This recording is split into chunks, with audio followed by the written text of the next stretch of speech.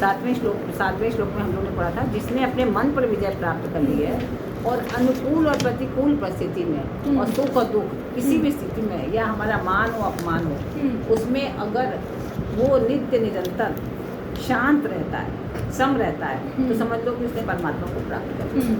क्योंकि ये बहुत बड़ी बात है कि जो हर स्थिति में अपने को अनुकूल रखे। सुख दुख के समय कृत्वा लाभा लाभो जय जय। सुख में, दुख में, लाभ में, हानि में, मान में, अपमान में, सब में। कहना सरल है, लेकिन इस पर समान रहना बहुत कठिन बात है ना। तो अगर जो ऐसा अपने जीवन में समान रहना शुरू कर दिया जिसने, तो आप समझिए कि उसने परमात्मा को प्राप्त कर लिया। क्योंकि निरंतर वो तभी कर सकता है कि जब वो विषयों का चिंतन न करे, जब वो निर्विषय रहे। जब हम निरंतर निर्विषय रहेंगे तभी हम ऐसा चिंतन कर पाएंगे। क्योंकि हमारा मन जो है हमेशा विषयों में ही डूबा रहता है। आप जैसे ही खाली बैठेंगी वैसे ही तुरंत आपके दिमाग में आएगा, वहाँ गए थे तो ये हुआ था, उस दिन उसने हमारी बात नहीं मानी, वहाँ गए तो उसने अपना अहंकार दिखाया, उसने अपना ऐसा नहीं किया, लगेगा ना ऐसा तुरंत मन में तुरंत। तो आपको तुरंत मन से उसको रोकना है कि व्यर्थ की बातें नहीं। या तो आप कोई कार्य की बातें कर रहे हैं जो आपका उद्देश्य है कि वहाँ तक पहुँचे, तो ठीक है, मन चिंतन कर रहा है। लेकिन ये चिंतन नहीं कर रहा है, ये अपने भोग रहा है, उसमें आनंदित हो रहा है, तो वो गलत है ना। तो निर्विषय होना बहुत आवश्यक है। अब भगवान 8वें श्लोक में क्या बता रहे हैं कि अपने की कैसे एकाग्रता की जाए, हमको कैसे प्राप्त हो। तो हम लोग छठे अध्याय के 8वें श्लोक में प्रवेश कर रहे हैं। ज्ञान विज्ञान तृप्तात्मा कूटस्थो विजितेन्द्रियः युक्त इत्युच्यते योगी समलोष्टाश्मकाञ्चनः। ज्ञान विज्ञान तृप्तात्मा, जिसका अंतःकरण ज्ञान विज्ञान से तृप्त है। कूटस्थ, जो कूट की तरह निर्विकार है, और विजितेंद्रिय, जो जितेंद्रिय भी है। और क्या है, मिट्टी के ढेले, पत्थर तथा स्वर्ण में जो समबुद्धि रखता है, उसके सामने कुछ भी आ जाए उसके लिए सब समान है ना। ऐसा योगी युक्त योगारूढ़ कहा जा सकता है, कहा जाता है। तो ज्ञान विज्ञान तृप्तात्मा, ज्ञान विज्ञान तृप्तात्मा क्या मतलब हुआ? यहाँ पर जो है ये जो है कर्मयोग का प्रकरण है। कर्मयोग क्या है? तो इसलिए कर्मयोग के विषय में भगवान बता रहे हैं कि कर्म करने की जानकारी का नाम ज्ञान है। कि हम जो भी कर्म करना चाह रहे हैं उसकी अगर हमको जानकारी है तो इसका मतलब आपको ज्ञान है। आप ये कर्म करने आ रही हैं तो आपको इसका ज्ञान है। और कर्मों की सिद्धि असिद्धि में सम रहने का नाम विज्ञान है। विज्ञान क्या है? कि जब हम कर्म की सिद्धि हो या असिद्धि हो, हम उसमें सम रहें, तो वो हो गया विज्ञान। क्योंकि हमारी इतनी बुद्धि ऊपर उठ गई ज्ञान से, कि ज्ञान के माध्यम से कि अब हमें कोई फर्क नहीं पड़ रहा है, हम सम रहने लगे। तो ये इसके इस गीता में उसको विज्ञान कहा गया है। तो जो स्थूल शरीर से जो भी हमारी क्रियाएं हो रही हैं, तो और सूक्ष्म शरीर से होने वाला चिंतन और कारण शरीर से होने वाली समाधि, तीन स्थिति हो गई ना। तो इन तीनों को अपने लिए करना ज्ञान नहीं है। अगर हम तीनों को अपने लिए कर रहे हैं तो ये ज्ञान नहीं है। क्यों? क्योंकि जो क्रिया है, चिंतन, समाधि, ये सब मात्र जो है कार्य आरंभ भी हो रहे हैं और समाप्त भी हो जा रहे हैं। ऐसा नहीं है कि जो प्रारंभ हो गए तो हो गए, खत्म नहीं होंगे, ऐसा नहीं है ना। ये तीनों कर्म जो है नाशवान है, अविनाशी कर्म नहीं है। तो उन कर्मों से मिलने वाले फल का भी आदि और अंत हो जाता है। हमने अगर अपने स्थूल शरीर से कोई कार्य किया तो वो कार्य का फल जो है उसका प्रारंभ भी हुआ और उसका अंत भी हो गया। और सूक्ष्म शरीर से जो है हमने जो समाधि लगाई, सूक्ष्म शरीर से होने वाला चिंतन, जो हम चिंतन कर रहे हैं, अभी जो हम चिंतन कर रहे हैं, क्या हर समय रहेगा क्या? वो कोई चिंतन बदल जाएगा, दूसरे 2 घंटे बाद ही बदल जाएगा। 1 घंटे बाद यहाँ से आप लोग हटेंगे, आप लोग को चिंतन दूसरा करने लगेंगे। तो इस चिंतन का आरंभ भी हुआ और इस चिंतन का अंत भी हुआ, ठीक है। और जो उसके फल का भी आदि होगा और अंत भी होगा। ऐसे ही जो हम समाधि लगा के बैठे प्लान करके, तो उसका भी बैठे, पहले हम उसका प्रारंभ हुआ और फिर हम उस पर समाधि से उठे तो उसका अंत हुआ। तो उन कर्मों से मिलने वाले फल का भी आदि और अंत होता है। तो ऐसे जो कर्म है तो उनका फल भी आदि, परंतु स्वयं परमात्मा का अंश होने से वो नित्य रहता है। क्योंकि हम परमात्मा के अंश हैं, तो इसका कभी अंत नहीं है, वो नित्य है। तो अनित्य कर्म और फल से इस नित्य रहने वाले को कभी तृप्ति नहीं मिलेगी। तृप्ति क्यों नहीं मिलती? हर मनुष्य तृप्त क्यों नहीं हो जाता है? क्योंकि उसको परमात्मा तत्व की प्राप्ति नहीं होती, इसलिए हम लोग तृप्त नहीं होते। हमें लगता है कि तुम्हें ये और चाहिए, हमें भी ये और चाहिए। आप कितना भी खाना खाते रहिए, अभी लगेगा पेट भर गया, 2 घंटे बाद लगता कि चाहिए। कभी तृप्ति होती है, कभी तृप्ति नहीं होती। ऐसी किसी भी विषय में ले लो, आप अतृप्त ही रहोगे, है ना। कल राजा नहुस की पढ़ रहे थे भागवत में हम, ययाति के बारे में। तो ययाति को जब उनके ससुर जी ने, शुक्राचार्य जी ने श्राप दे दिया कि तुमको वृद्धावस्था प्राप्त हो जाएगी युवावस्था में। हाँ हाँ। तो वो बहुत घबराए, उन्होंने बहुत क्षमा मांगी और कहा कि हमसे गलती होगी, माफ़ कर दीजिए। तो अब आप हमें कृपा करिए, ऐसा मत कहिए, अभी तो हमने पूरे संसार का भोग भी नहीं भोगा और हमारी बहुत इच्छा है संसार का भोग भोगने की। तो उन्होंने कहा कि ठीक है, तो हम तुम्हारे लिए इतना कर सकते हैं कि अगर तुम्हारा कोई बुढ़ापा ले ले, वृद्धावस्था तुम्हारी ले ले कोई युवा व्यक्ति, तो उसकी युवावस्था तुम्हें प्राप्त हो जाएगी। तो बोले ठीक है। उन्होंने अपने पुत्रों से कहा, अपने बड़े पुत्र से पहले कहा कि भाई अपनी युवावस्था मिले। तो उसने कहा बोला हमको दे दें, हम तो अभी युवा हैं और आप तो वृद्ध हो गए, अब आपने फिर भी इतना तो भोगा है, हम लोग तो अभी बच्चे ही हैं, हम कैसे दे दें आपको। तो उसने मना कर दिया।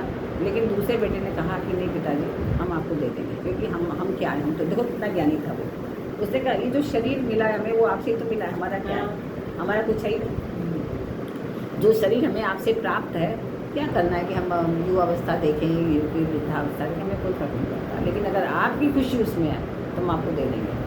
तो उसने अपनी युवावस्था दे दी और उनकी वृद्धावस्था ले ली। तो उन्होंने 1000 वर्ष तक पूरा उस युवावस्था का भोग किया। 1000 वर्ष तक फिर भी तृप्त नहीं हुए। तो आप भोग के कोई तृप्त नहीं हो रहा है।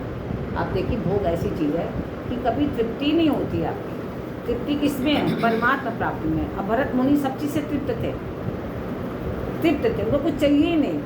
कोई खाना दे रहा है तो संतोष, नहीं दे रहा है तो संतोष, कपड़ा दे रहा है तो संतोष, चलने के लिए दे रहा है तो संतोष, नहीं चलने के लिए दे रहा है तो संतोष। क्यों? क्योंकि वो परम तत्व को प्राप्त है ना। तो परमात्मा की अगर परम तत्व की प्राप्ति हो जाती है, अगर हम जो अंश हमारे अंदर है उसी परमात्मा अंश में हम लोग परमात्मा में मिल जाते हैं, तो हमें संतुष्टि मिलती है। वरना तो हम कितनी चीज़ें भी प्राप्त करते हैं ना, उससे कभी हमें संतुष्टि नहीं होगी, असंतोषी रहेगा। छोटा कर लिया, और बड़ा चाहिए, और बड़ा चाहिए, और बड़ा चाहिए, और गाड़ी चाहिए, दूसरी बड़ी गाड़ी चाहिए, कोई संतुष्टि है? कोई अंत ही नहीं है उसका। ये मोबाइल चाहिए तो और बड़ा मोबाइल चाहिए, तो आपका अंत नहीं है और उससे सुख नहीं मिल रहा। आपको छटपटाहट हो रही है, अभी मेरे को वो भी नहीं है हमारे पास, तो अभी तो हमारे पास वो भी नहीं है।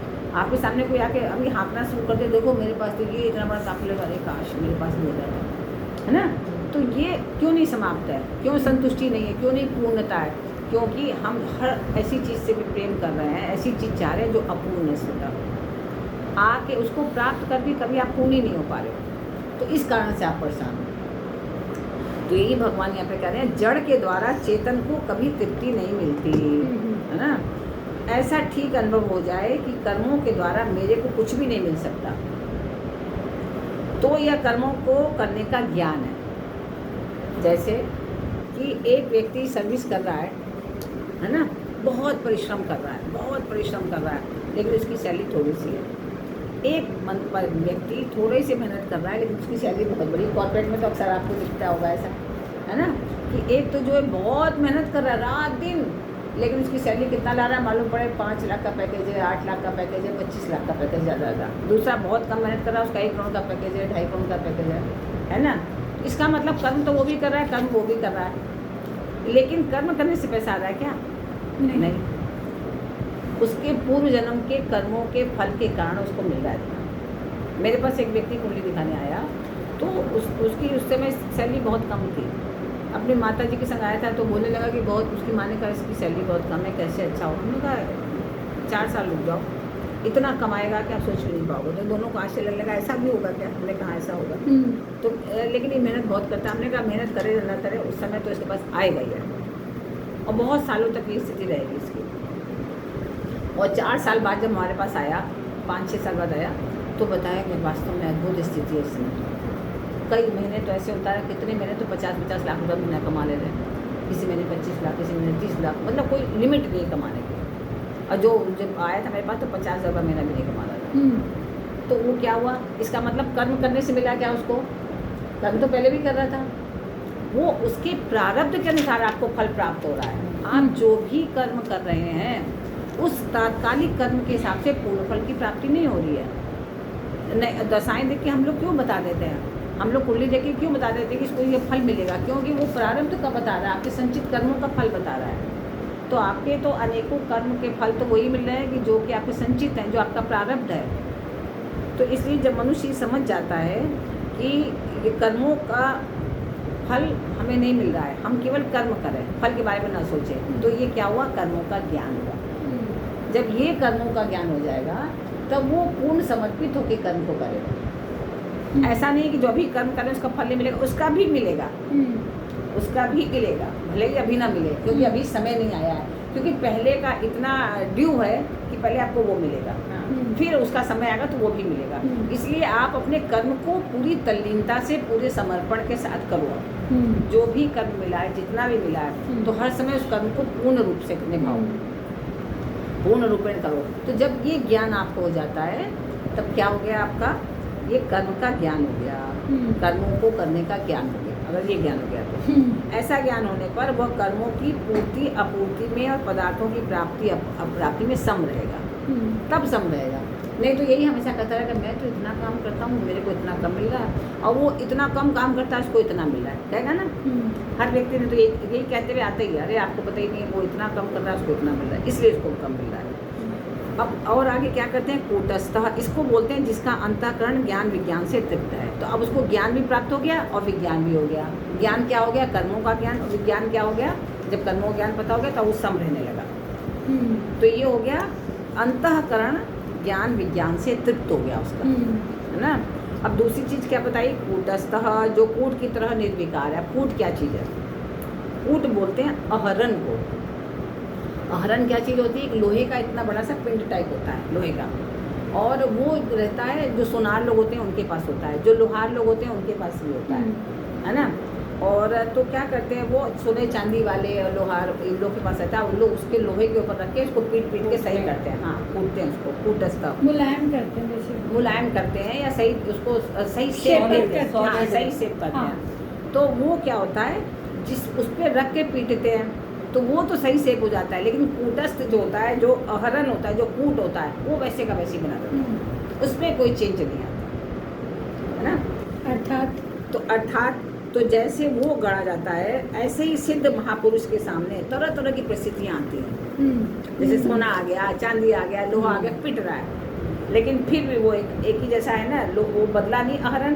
तो ऐसे ही जो दिव्य महापुरुष होते हैं, उनके सामने कितनी प्रतिकूल अनुकूल परिस्थितियाँ आएँ, कितना सिद्ध शुभ और अशुभ कर्म आ जाएं, कितने और सुख दुख आ जाएं, लेकिन फिर भी वो निर्विकार अपने मन से एकदम सम रहते हैं, बैलेंस। वो कभी भी अपने को चेंज नहीं करते, उसकी जो परिस्थितियाँ हैं उनको सुप्रभावित या दुष्प्रभावित नहीं करती। ये नहीं करेंगे कि अरे उसने मेरे को इतना कष्ट दिया, मैं क्या करूँ, दुखी होकर पड़ गया ना। वो फिर भी अपने कर्म में लगे रहेंगे जैसे पहले लगे थे। तो इसलिए उनके में कोई फर्क नहीं पड़ेगा, क्योंकि वो कूटस्थ है, कूट के समान है, अहरण के समान है, उन पर पीटा जा रहा है, उनके पास विभिन्न, क्योंकि ऐसे तो आप सामान्य रूप से करेंगे, हाँ भी हम भी वैसे ही हैं, लेकिन महत्वपूर्ण तब है जब आपके सामने विपरीत परिस्थितियाँ आए और तब भी आप वो रहे, तब की बात है ना। तीसरी चीज़ क्या है, विजितेंद्रिय। विजितेंद्रिय का मतलब होता है जो जितेंद्रिय हो, जिसने अपनी इंद्रियों को जीता हो। कर्मयोग की साधक को इंद्रियों पर विशेष ध्यान देना चाहिए, जो कर्म योगी है, क्योंकि इंद्रियों को अगर नहीं साधेंगे तो इंद्रियां तो आपसे कुछ भी कराती नहीं, है ना। क्योंकि कर्म करने में प्रवृत्ति होने का कारण उसके कहीं ना कहीं राग द्वेष होने की पूरी संभावना रहती है। जो भी हम कर्म कर रहे हैं, किसी राग से प्रभावित होकर या किसी द्वेष से प्रभावित होकर करते हैं ना। परिवारों में चलता है ना, अरे उसने ऐसा कर दिया तो हम ऐसा करेंगे, उसने ऐसा कर दिया, तो हम राग या द्वेष से सुप्रभावित दुष्प्रभावित होकर के हम कार्य करते हैं। इसलिए गीता में बार बार कहा गया कि सर्व कर्म फल त्यागम ततः कुरु यथात्मवान, कि कर्म फल के त्याग में जितेंद्रियता मुख्य है। कि कर्म मेन क्या है, कर्म सब करो लेकिन फल के बारे में बिना सोचे करो, तब आप जितेंद्रिय हो सकोगे, नहीं तो आप जितेंद्रिय नहीं हो पाओगे। तो इस तरह साधन अवस्था में इंद्रियों पर विशेष ख्याल रखने वाला साधक सिद्ध अवस्था में स्वतः जितेंद्रिय हो जाता है। क्योंकि जब हम साधन अवस्था में हैं तो क्या होता है, उस समय बहुत विपरीत परिस्थितियाँ भी आती हैं और उस समय हमें अपने को सावधान रखना है, अपनी इंद्रियों पर बस करने का प्रयास करना चाहिए। अब क्या इसकी बात बताया कि समलोष्टाश्म कांचन। हाँ, समलोष्टा क्या मतलब हो कि लोष्ट मतलब होता है मिट्टी के ढेले को हम कहते हैं लोष्ट, है ना। कि जैसे हमने आप लोगों को कई बार ये श्लोक सुनाया भी है कि पर नारीषु मातृवत और पर द्रव्येषु लोष्टवत, बताया ना, पहले भी कई बार बताया आप लोगों को कई बार। तो इसमें भी यही बात कही गई है कि लोष्ट, तो लोष्ट क्या है, मिट्टी का ढेला है, और अश्म क्या है, पत्थर है, और कांचन क्या है, स्वर्ण है। तो इन सब में सिद्ध कर्मयोगी सम रहता है। कैसे सम रहता है कि उसके सामने मिट्टी पड़ी है, चाहे सोना पड़ा है, चाहे पत्थर पड़ा है, वो तीनों को एक समान दिखेगा। अब एक समान, अब आप एक मन में हो सकता है कि एक समान, इसका मतलब कि सोने को भी उठा के फेंक देगा पत्थर की तरह, नहीं फेंकेगा। नहीं, सोना है तो उसको अपनी तिजोरी में रखेगा, संभाल के रखेगा, उसका सही सदुपयोग करेगा, और पत्थर है तो थोड़ा उसको तिजोरी में रखेगा, उसको बाहर ही रखेगा। लेकिन क्या है कि उसका जो प्रयोग है, प्रयोग तो उसके हिसाब से ही करेगा, उसके जैसा उसका अस्तित्व है ना। जो सोने का महत्व है उसके हिसाब से करेगा, जो पत्थर का महत्व है उसके हिसाब से यूज़ करेगा। तो लेकिन जो उसका उसमें जो लिप्तता है वो नहीं रहेगी, उसकी जो आसक्ति है कि सोने को देख कर अरे सोना है इसको चिपका लूँ, किसी की आवश्यकता तो उसको ना दूँ, ये नहीं भावना आएगी।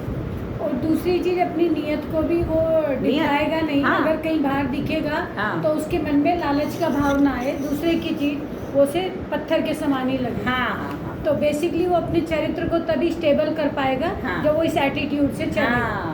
क्योंकि आपको पहले भी एक स्टोरी सुनाई थी हमने कि जो ऐसे लेके रख लिया था पैसा जिसके इसमें, तो क्या होता है कि जब सोने को देखा तब तो मन में बड़ी लालच आ गई, और लालच आने के बाद हम जो मार्ग में जा रहे थे उससे जो हम पथभ्रष्ट हो गए, है ना, पथभ्रष्ट हो गए। तो वो जो है जब एक समान रहता है तो वो माना गया है। तो क्या होता है कि जैसे सोना है वैसे ही ढेला, वैसे ही सोना है, उसके लिए चांदी है, सब कुछ पत्थर भी वैसे ही है। अतः इनमें से कोई चला गया तो क्या, कोई बिगड़ गया तो क्या, इन बातों को लेकर उसके अंतःकरण में कोई फर्क नहीं पड़ता, कुछ रहे चाहे न रहे उससे कोई फर्क नहीं पड़ता। युक्त इत्युच्यते योगी, ऐसा ज्ञान विज्ञान से तृप्त, निर्विकार, जितेंद्रिय और समबुद्धि वाला सिद्ध कर्मयोगी युक्त अर्थात योगारूढ़ समता में स्थित कहा जाता है। जो इतना जिसको जानकारी हो जाए वही सिद्ध कहलाता है।